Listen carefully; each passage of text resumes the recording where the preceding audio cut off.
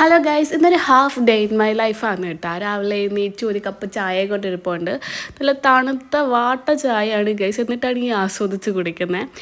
ചായ ഒക്കെ കുടിച്ച് കഴിഞ്ഞിട്ട് അവിടെ മുട്ട തോത്തണമായിരുന്നു കേട്ടോ.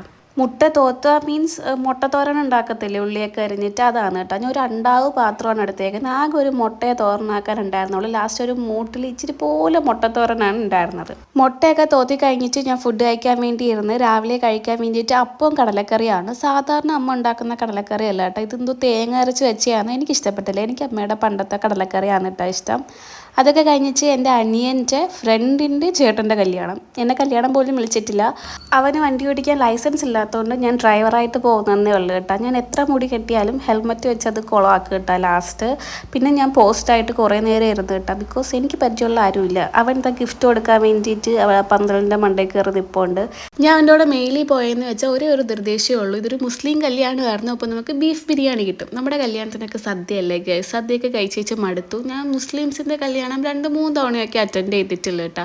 അങ്ങനെ അവിടെ നല്ല കല്യാണ ബിരിയാണിയൊക്കെ ആസ്വദിച്ച് കഴിച്ചിട്ട് ഒരു ഐസ്ക്രീമൊക്കെ ലാസ്റ്റ് കുടിച്ച് ബൈ ബൈ പറഞ്ഞു ഗൈസ്.